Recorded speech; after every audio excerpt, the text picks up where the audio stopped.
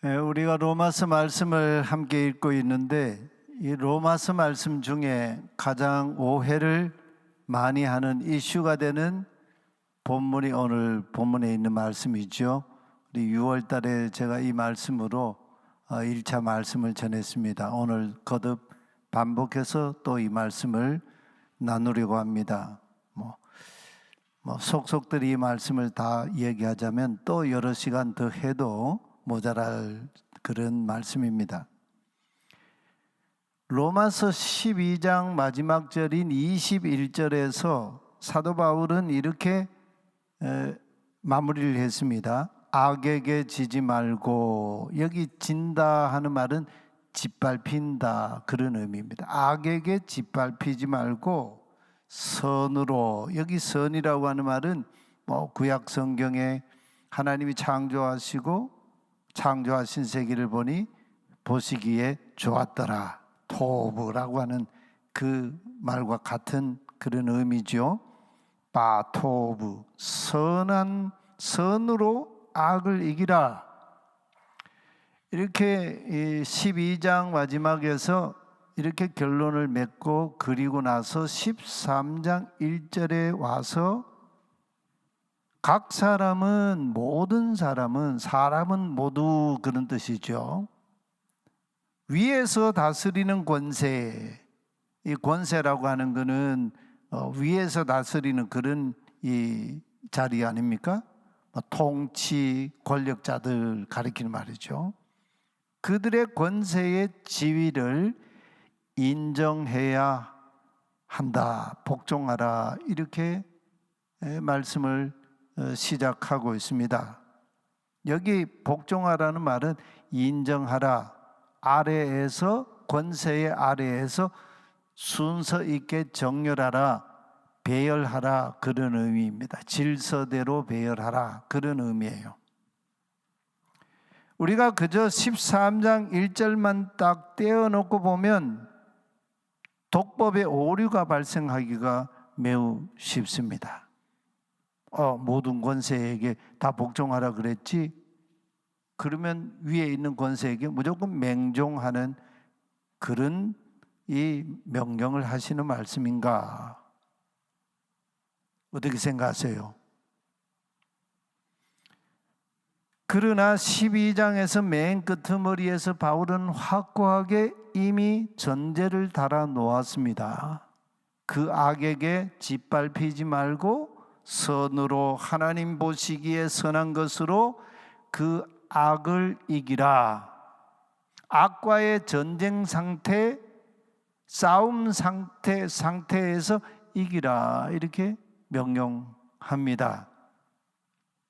그러고 보면 각 사람은, 모든 사람은 모두 그때 통치하고 있는, 위에서 다스리는 통치 권력자들의 지위를 인정해야 한다는 이 말은 그저 단순하게 문자적으로 읽어서는 안 되는 말씀이에요.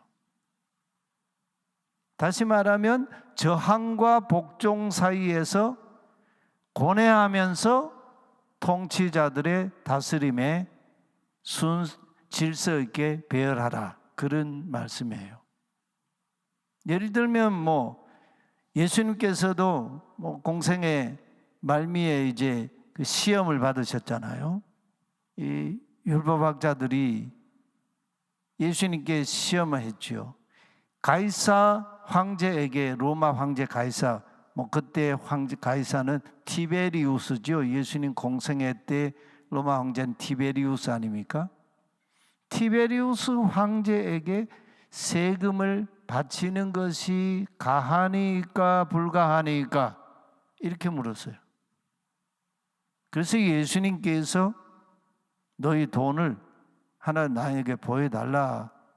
그러자 그 돈을 이렇게 보여주니까 거기에 황제의 형상이 그려져 있었고, 새겨져 있었고, 그리고 황제의 글이 쓰여 있었어요.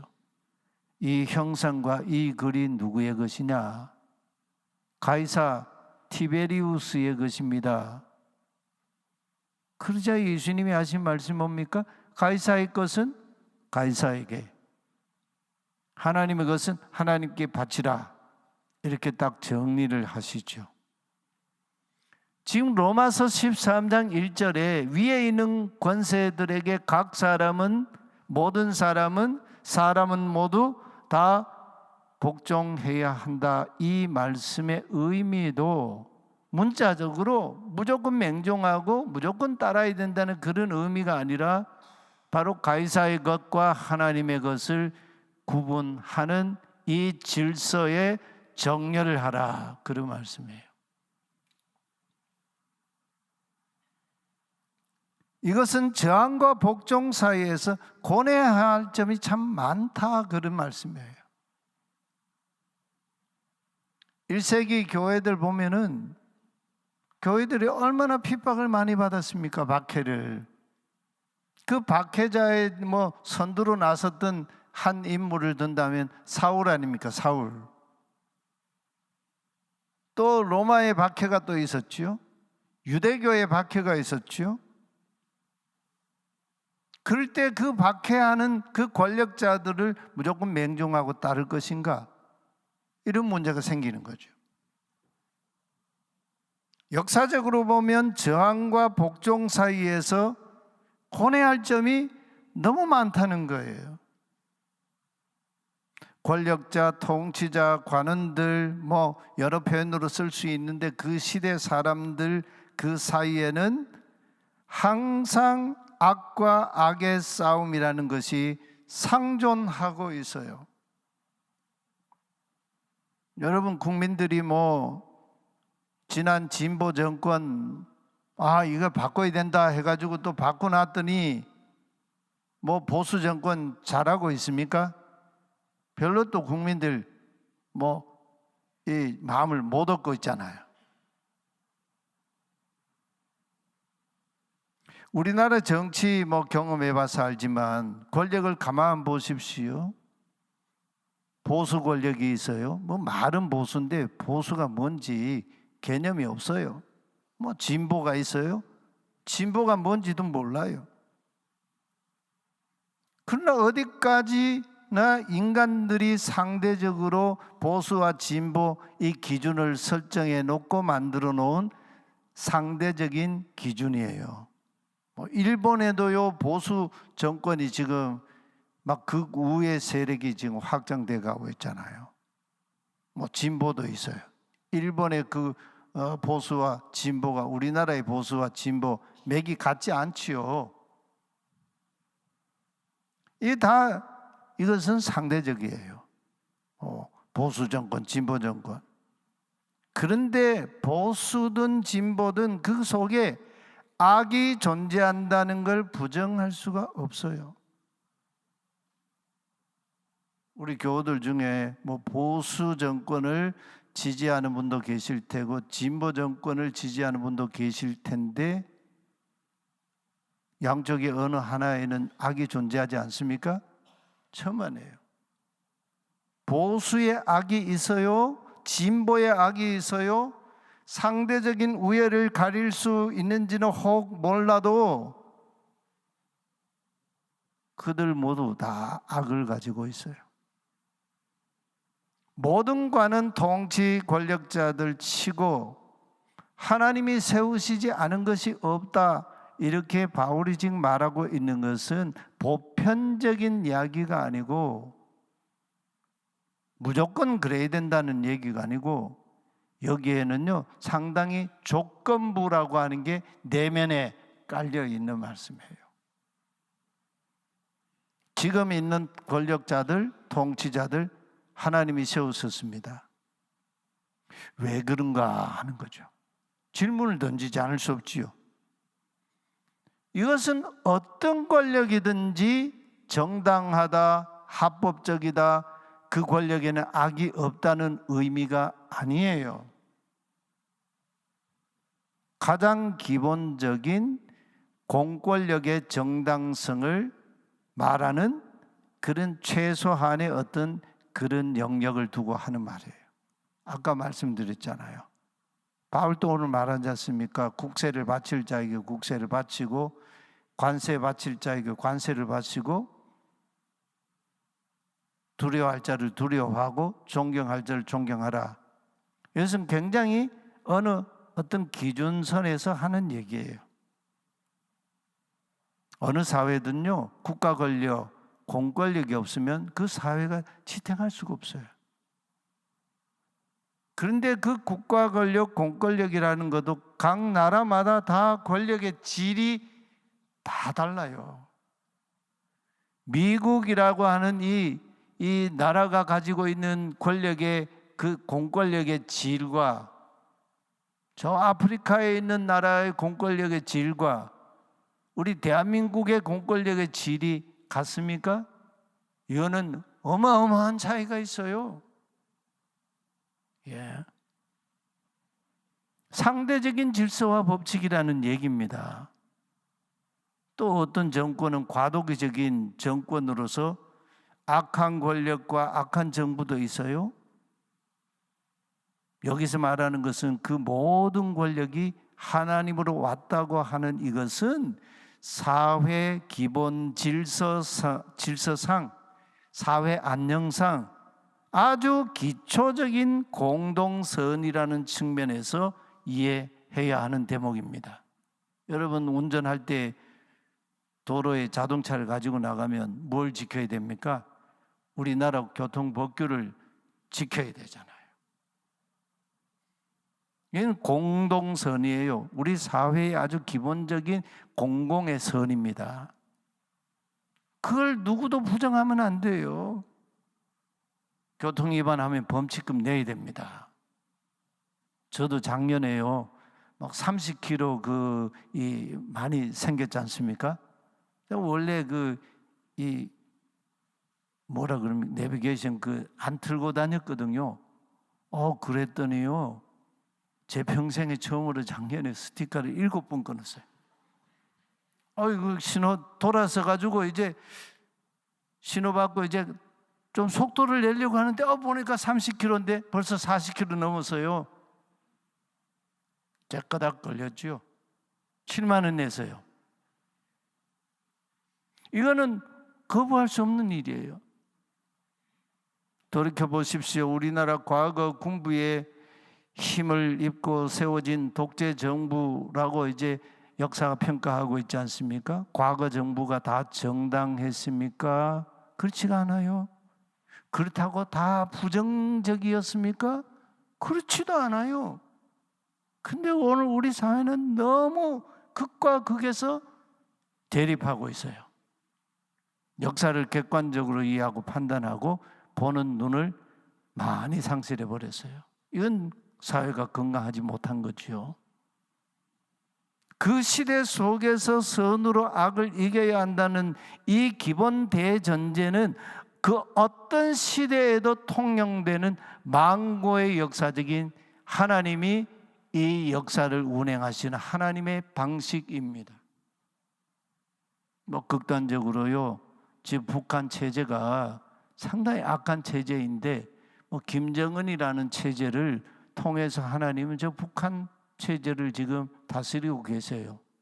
물론 그 악한 도구이긴 한데, 근데 기본적으로 김정은 이 독재 체제를 통해서 저 북한 땅, 그래서 탈북자들 중에 70% 가까운 사람이 돈만 있으면 북한 체제에서도 살아갈 수 있다, 이렇게 말한다고 그러잖아요.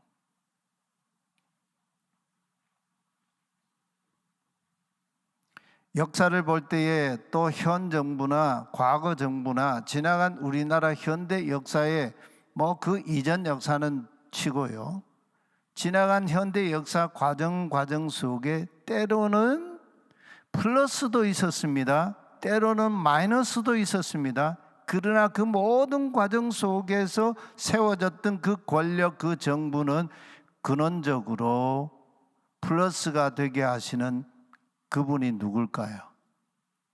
또 때로는 그 정부, 그 권력이 마이너스가 되게 하시는 그분이 누구실까요? 하나님이시다는 거죠.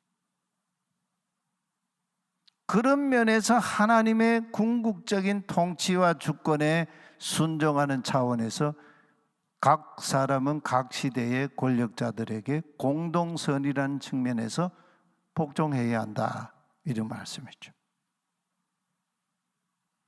교회는 절대로 그 시대 국가 권력에 기반한 국가 교회가 되어서는 안 됩니다.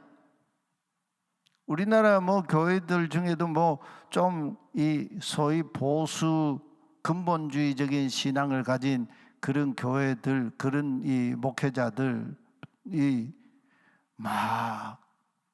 태극기 부대 이런 표현도 쓰고 하는데, 태극기가 나쁜 건 절대 아니죠. 근데 너무 이게 치우친 거죠. 치우친 거. 소위 말해서 교회를 국가교회의 인양으로 생각해요. 교회는 국가교회가 아니에요. 하나님 나라의 교회이죠. 미국 국가의 교회가, 미국 교회가 미국 국가의 교회가 아니죠. 하나님 나라의 교회로서 미국 국가 속에 존재하는 거지요.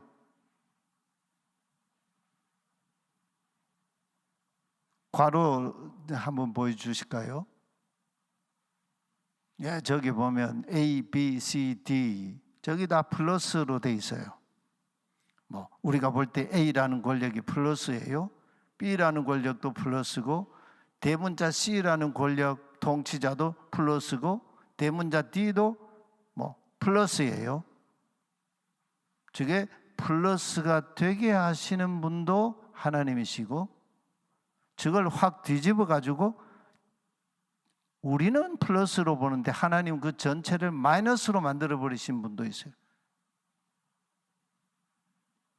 A, B, C, D라는 이 권력은 사람들이 볼 때 모두 다 플러스의 권력인데, 근데 이 괄호 속의 플러스의 권력을 모두 다 플러스가 되게 하시는 분, 모두 다 마이너스가 되게 하시는 분, 또는 사람들이 볼 때 마이너스 권력인데 그걸 플러스 권력이 되게 하시는 분, 그 주권자가 누구세요? 하나님이시다는 거죠. 하나님은 그 마이너스를 뒤집어서 플러스가 되게 하시고, 플러스를 뒤집어서 마이너스가 되게 하시는 거예요. 그런 측면에서 각 사람은, 모든 사람은 위에 있는 권세들에게 복종해야 한다. 그 대전제는 모든 이 권력 통치자들 그까지도 권력을 부여하시는 분이 하나님이시기 때문이라는 거죠. 로마서에서 바울이 그 말하는 권력자들 또 통치자들은 기본적으로 바울이 보는 시각은요, 원수, 악이라는 범주로 취급을 하고 있어요. 바울이 복음 전할 때 이 세계 최고의 권력자 누구입니까? 로마 황제 네로였지 않습니까? 네로는 기독교에 대해서 아주 이 박해도 하고, 또 당시에 이 유대 종교의 권력자들, 종교 권력자들, 이런 사람들, 이게 하나님 대적자 아닙니까? 십자가의 원수였지 않습니까? 바울은 지금 권력과 통치자들, 그 권력자들을 기본적으로 원수, 악이라는 범주로 이해를 하고 있어요. 악과 동일선상에 있는 것으로 보고 있어요. 오죽하면은 권력은 사람의 뇌를 바꾼다, 그런 얘기까지 하겠습니까? 사람이 권력을 잡다 보면 이 뇌 구조, 사고 구조, 가치 구조가 완전히 바뀌어 버리는 거예요. 그러니까 요즘 교회들도 그렇죠. 교회 안에 있는 직제들이 있어요. 목사가 있고 장로가 있고 집사, 권사가 있어요. 이게 무슨 권력 구조인 줄 알고 권력 행세하는 사람들이 있어요. 뇌가 바뀌어 버리는 거지요. 하나님 나라의 말씀은 그게 아닌데 세속적인 가치로 그냥 교회 안에서 이 권력 행사를 하는 거죠. 완장차는 거죠. 하나님 나라에서는 높아지려고 하는 사람은 다른 사람들의 가장 밑바닥에서 사람을 섬기라. 그러면 하나님이 높여주신다. 그러지 않습니까? 앞서 바울은 로마서 12장에서 분명히 너희는 이 세대를 본받지 말라고 했습니다. 그 세대를 본받지 말라고 하는 그 세대의 중심에 누가 있습니까? 그 시대의 주류를 이끌어가는 그 시대의 권력자들, 통치자들, 힘 있는 사람들, 부한 사람들, 이런 사람들이 그 시대의 주류를 이루고 있죠.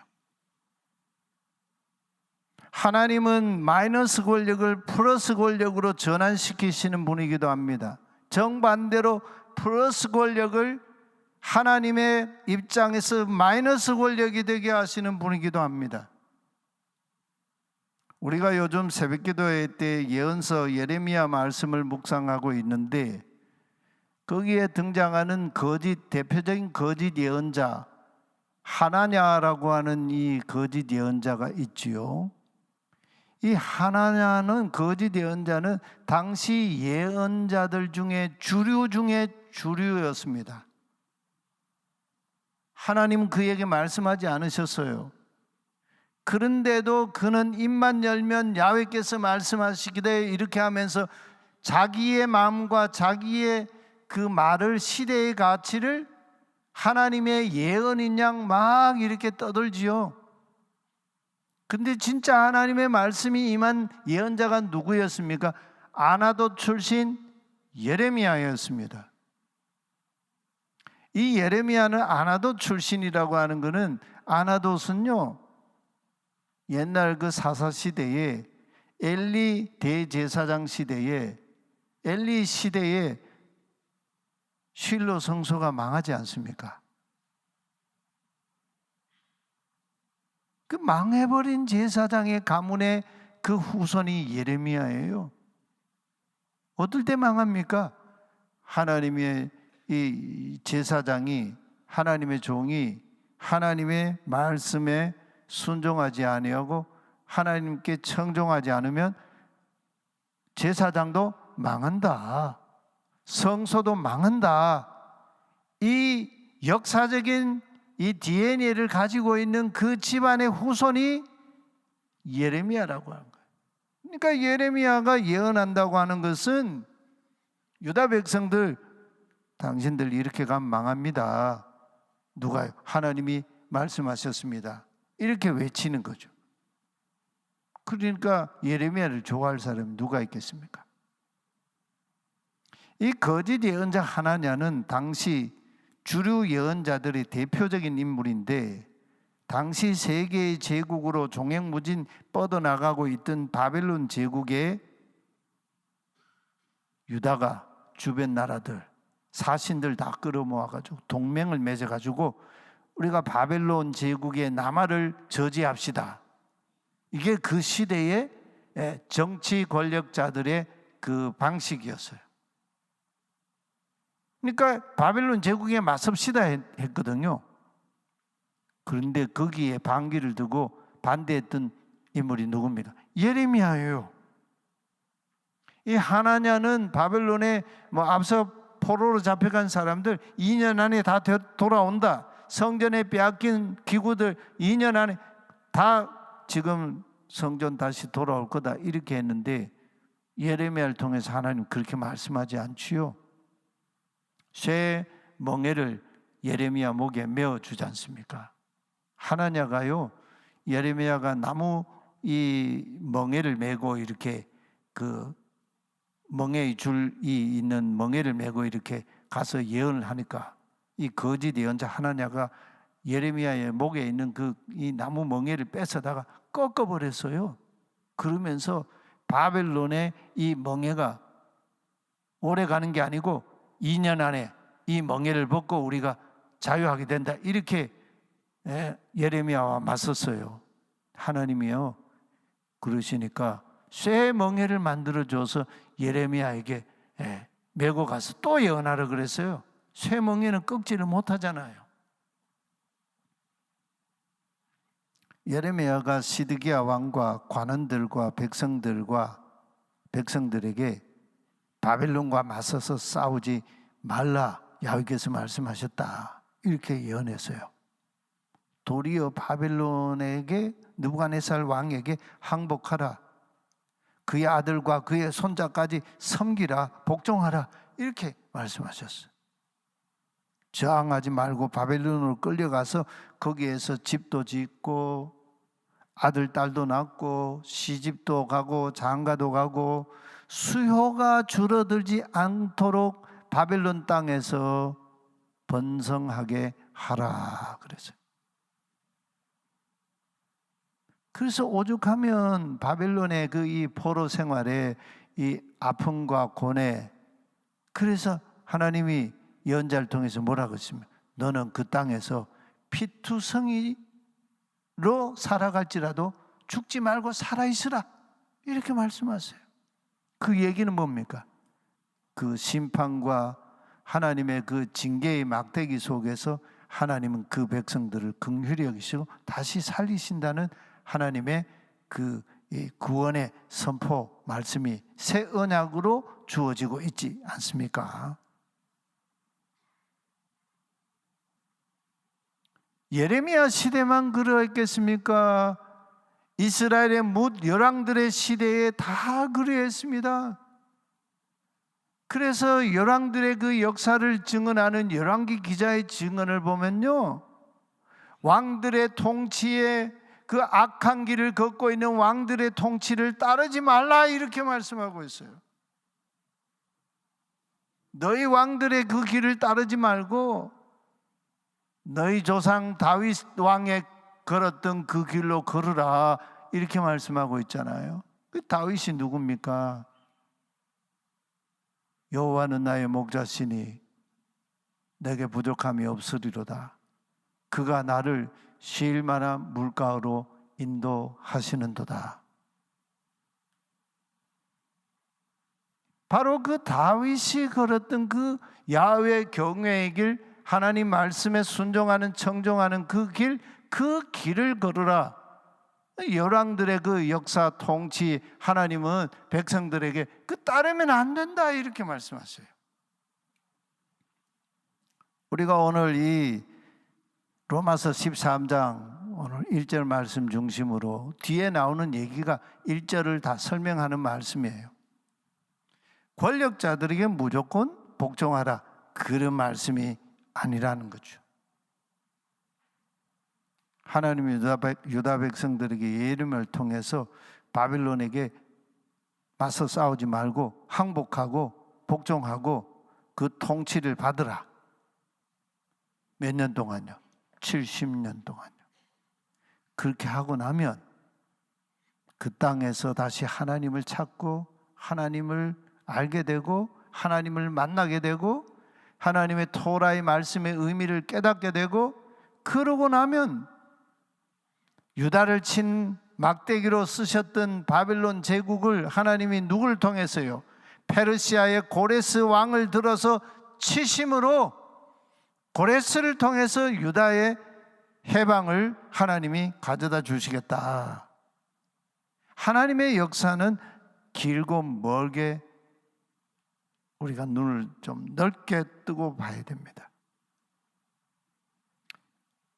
이 권력의 모든 통치자의 그 궁극에 누가 계십니까? 사도 바울이 에베소 2장에서 에베소 1장에서 증언하지 않습니까? 만물 위에 계시고 만물을 그 발 아래 복종하게 하시고 모든 오고 오는 사람들 그 이름 위에 뛰어난 이름이신